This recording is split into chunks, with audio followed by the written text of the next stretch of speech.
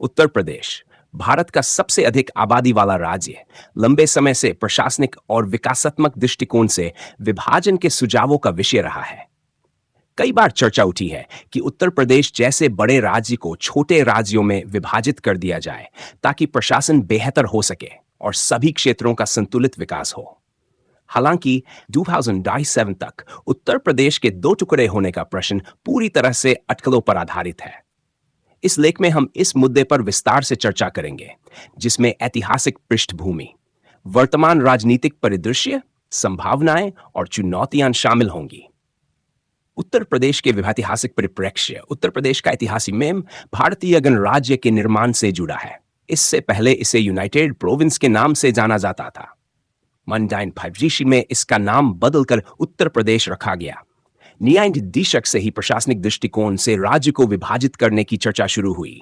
इसका प्रमुख कारण यह था कि इतने बड़े क्षेत्र में कुशल प्रशासनिक प्रबंधन और विकासात्मक योजनाओं का प्रभावी क्रियान्वयन मुश्किल हो रहा था। दुत्तन में उत्तर प्रदेश का एक हिस्सा काटकर एक नया राज्य उत्तराखंड बनाया गया।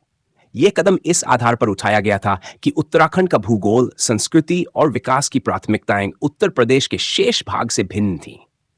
उत्तराखंड के गठन के बाद भी उत्तर प्रदेश का आकार और आबादी इतनी बड़ी रही कि विभाजन के सुझाव खत्म नहीं हुए। विभाजन का राजनीतिक दृष्टिकोण। उत्तर प्रदेश के विभाजन की बात कई राजनीतिक दलों और नेताओं ने समय समय पर उठाई है। 2011 में तत्कालीन मुख्यमंत्री मायावती ने उत्तर प्रदेश को 4 हिस्सों में विभाजित करने का प्रस्ताव दिया था। 1 पश्चिम प्रदेश, पश्चिमी यूपी था, हरित प्रदेश। 3 पूर्वांचल, पूर्वी यूपी, सार, बुंदेलखंड, दक्षिणी भाग। यह प्रस्ताव राज्य विधानसभा में पारित हुआ था, लेकिन केंद्र सरकार से मंजूरी नहीं मिल पाई। विभाजन का उद्देश्य यह था कि छोटे राज्यों में प्रशासन और विकास कार्य अधिक कुशलता से हो सकते हैं। हालांकि राजनीतिक पार्टियां इस मुद्दे पर विभाजित हैं। कुछ दल इसका समर्थन करते हैं, जबकि अन्य इसे विभाजनकारी राजनीति का हिस्सा मानते हैं।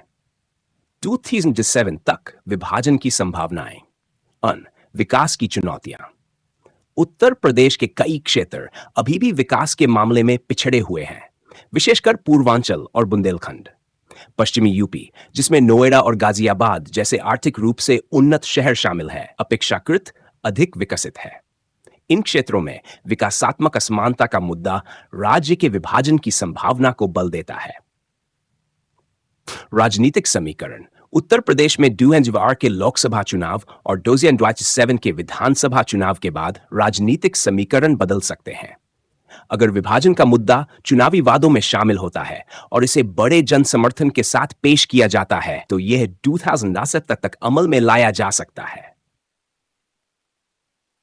संवैधानिक प्रक्रिया। राज्य के विभाजन के लिए भारतीय संविधान में स्पष्ट प्रावधान है। संसद को राज्य के पुनर्गठन का निर्णय लेना होता है, जिसके लिए संबंधित राज्य की विधानसभा से प्रस्ताव मांगा जाता है। इसके बाद केंद्र सरकार संसद में इस प्रस्ताव पर विचार करती है। केंद्र की भूमिका। केंद्र सरकार की सहमति और प्राथमिकता इस प्रक्रिया में सबसे महत्वपूर्ण होती है। अगर केंद्र सरकार को लगता है कि उत्तर प्रदेश के विभाजन से राष्ट्रीय हित, प्रशासनिक सुधार और क्षेत्रीय विकास को बढ़ावा मिलेगा, तो यह 2027 तक संभव हो सकता है। विभाजन के पक्ष और विपक्ष। पक्ष में तर्क। बेहतर प्रशासन। छोटे राज्यों में प्रशासनिक ढांचा अधिक प्रभावी और जवाबदेह होता है। संतुलित विकास। अलग अलग क्षेत्रों की समस्याओं को बेहतर तरीके से हल किया जा सकता है। निवेश में वृद्धि। छोटे राज्यों में औद्योगिक निवेश को प्रोत्साहन मिलता है। विपक्ष में तर्क। सांस्कृतिक एकता। उत्तर प्रदेश की सांस्कृतिक और भाषाई एकता टूट सकती है। राजनीतिक अस्थिरता। विभाजन से नए राज्यों में राजनीतिक अस्थिरता और संघर्ष हो सकता है। आर्थिक बोझ। नए राज्यों के गठन से प्रारंभिक निवेश और बुनियादी ढांचे का निर्माण महंगा हो सकता है। क्या 2027 में उत्तर प्रदेश का विभाजन होगा? 2027 तक उत्तर प्रदेश के विभाजन की संभावना पूरी तरह से राजनीतिक और प्रशासनिक निर्णयों पर निर्भर करती है। हालांकि इस मुद्दे को लेकर अभी तक कोई ठोस कदम नहीं उठाया गया है। यदि केंद्र और राज्य सरकारें इसे प्राथमिकता देती है और संवैधानिक प्रक्रियाओं का पालन किया जाता है, तो यह संभव हो सकता है। संभावनाएं। 1. पूर्वांचल राज्य। विकासशील क्षेत्रों को प्राथमिकता देने के लिए पूर्वांचल को अलग राज्य के रूप में देखा जा सकता है। डा. पश्चिम प्रदेश। पश्चिमी यूपी की आर्थिक ताकत और सांस्कृतिक भिन्नता इसे अलग राज्य बनाने की दिशा में बढ़ा सकती है। चुनौतियां। राजनीतिक दलों के बीच आम सहमति बनाना कठिन होगा। आर्थिक विभाजन के मुद्दों को सुलझाना जटिल हो सकता है।